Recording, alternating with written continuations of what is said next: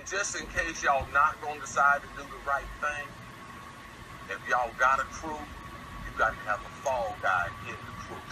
If you're going to have a crew, one of them fools got to know he going to jail. We'll kill him out. It's your boy DJ Akademiks, check it out, because one of the things I hate nowadays, man, I fucking hate it. It's really the whole notion that everything has to be politically correct or else there's a problem, okay? Now, it happens in the corporate world, and it should happen in the corporate world, okay? If you go to work and you do some fucked up shit, you say some fucked up shit about the wrong fucked up thing, right? If you're making all type of wild statements, you're probably gonna get fired, and you probably should. You're at fucking work. Okay, now there you should maintain a very politically correct stance and you should be acting accordingly. But when that notion of everything being politically correct actually spreads further and beyond just the corporate world into like the social environment where every fucking conversation, I mean me just talking shit to my friend, a private conversation that some thought might leak later, you still have to be politically correct, that is very problematic, right? Now, a lot of people love being politically correct or love the notion of the politically correct world we live in is because it puts them on a moral high horse. Basically, if anybody says something out of line, they get to kind of jump up and join like an angry mob with pitchforks and be like, yo, we're going to go get that guy. Let's get him fired. Let's do this. Let's do that. Right? Now, the reason why being politically correct all the time, and I'm not talking about some of the time, because some of the times, as I said, you're at your job, yeah, but not all the time, right? Now, when it's all the time, this is the problem because life is all the time, okay? And life, unfortunately, is not only black and white. Now, when you're dealing with being politically correct, you got to realize this, okay? Listen, you have to be black and white. It has to be. This cannot be even touched. This could be touched, okay? Now, there's a lot of gray area in life. I'm sorry. Come into the real world. There's a lot of gray area. There's a lot of things that you might say that might be true, but people might be offended. And if you really just tiptoe and just kind of moonwalk from everything that somebody could be offended, you're probably saying a bunch of nothing, okay? Now, Cris Carter came under some fire for comments he made last year, and you guys heard him, right? Pretty much he said to a bunch of NFL rookies, he said, listen, man, you guys are the brand. You're generating hundreds of thousands, if not millions of dollars. If you do some bullshit, because I know some of you guys will, right? If you guys, I don't know, get caught with a Glock in your Rari, I don't know, maybe you were pushing dope off your iPhone, I don't know, maybe you had a fucking blunt in your mouth when the cops rolled up, you will probably have to pin it on one of the niggas with you. They have to be, or you should have a quote-unquote fall guy, and that person should be able to do the jail time for you. Listen, basically he told him, listen, if you get into trouble, you got to have these situations in check. Now, because of the politically correct world we live in, everybody went crazy. Oh my God, how dare he? He's encouraging crime. That's the big fucking headline. He's encouraging crime. He should be discouraging it. And I'm like, what? What the fuck? Now, if you guys listen to Cris Carter's whole little speech to the athletes, he never said do fucking crime. He just said you shouldn't do crime, but I know you will. And if you do, make sure this happens, okay?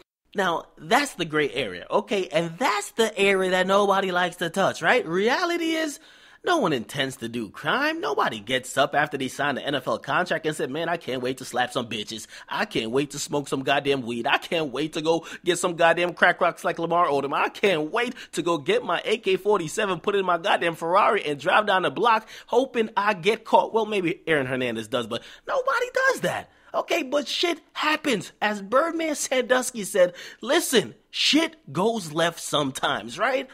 Now, you could tell the NFL rookies, don't get in trouble. But of course they will.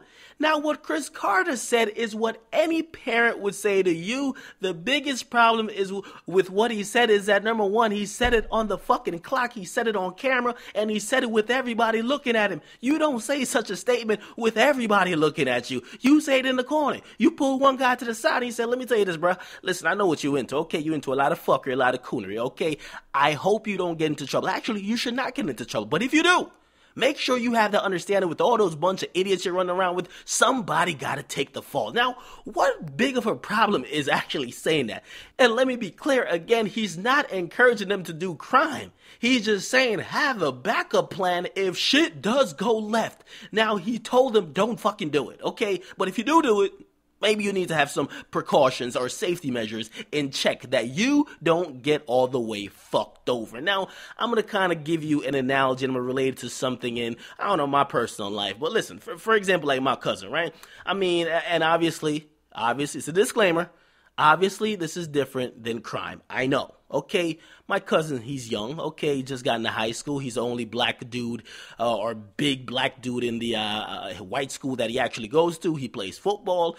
His parents won't even dare think he's even fucking any chick, right? They tell him sex is bad, don't do it, don't whatever. But I know this kid. I grew up with him. I know this kid is actually sitting in first period with his dick harder than the SATs. So you know what I told him? I pulled him to the side and I said, dog, listen, man, I'm going to tell you what your parents won't tell you, okay?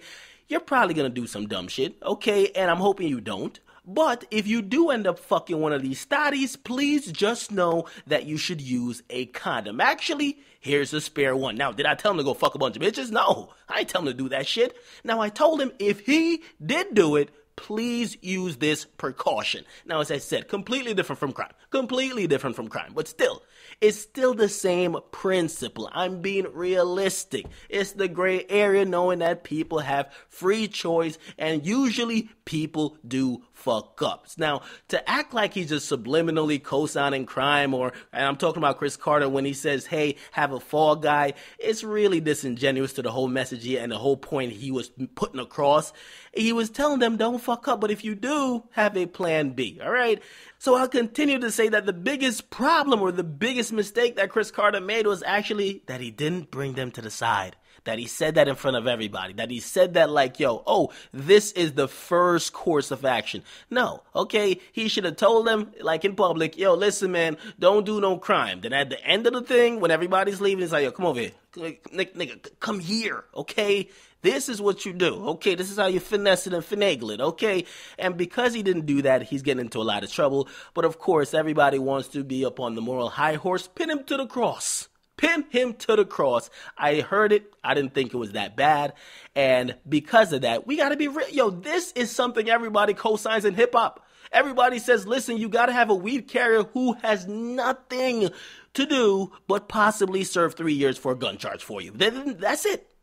What's the big fucking deal? But hip-hop, and I've said this before, that's why Iggy got told to get the fuck out of here. Remember when she was like, there's guys attacking me? And I said this on a video. I said, you can't and there isn't politically correct standards placed on hip-hop at this point. It's not there. So you can't run into hip-hop and you think you're like this princess and you want to impose these sanctions when it hasn't existed for decades, okay? In a lot of other places, they're very corporate. Hip-hop is on some nigga shit, okay?